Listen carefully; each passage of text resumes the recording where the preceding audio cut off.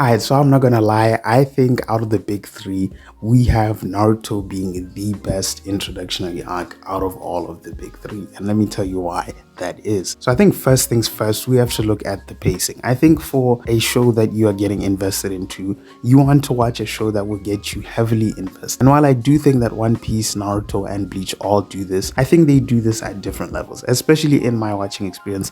I was definitely hooked onto Bleach from the first episode, but pretty much after that, while I do think it has a better introduction than One Piece, I think Soul Society is where everything really kicks off in terms of action and plot progression, right? And then you go on to One Piece, where while I do think that One Piece also has a pretty good introduction, I'm not gonna lie, it did kind of take its time because it's One Piece pacing. We all know how One Piece pacing goes. Even though it wasn't that bad in the pre-time skip era, I will say Naruto has the better pacing.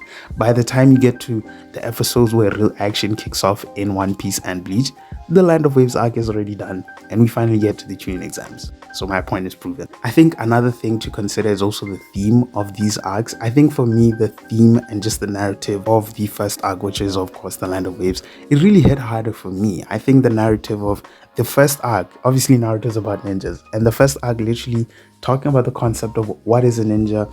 Are ninjas tools? Are ninjas used as tools? Are they just meant to be used there without any emotion, without any connection? I think that thing was really amazing. The concept of Haku and Naruto, the whole dynamic where they're talking about, hey, do you have someone special to you? What do they mean to you?